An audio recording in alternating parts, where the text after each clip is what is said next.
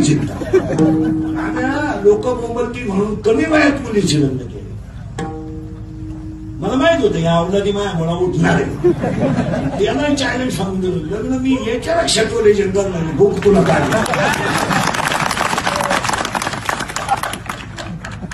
इकडं दुनिया खाली लोकांनी यांची काय टाप आहे. 30 मिनिटाच्या सभेला 3 कोटी खर्च आहे. कोणत्याही चायनीजवाल्याने विचारून दाखवा पैसे कुठून आले. विचारलं कुठे होतो आता तो थांबलो.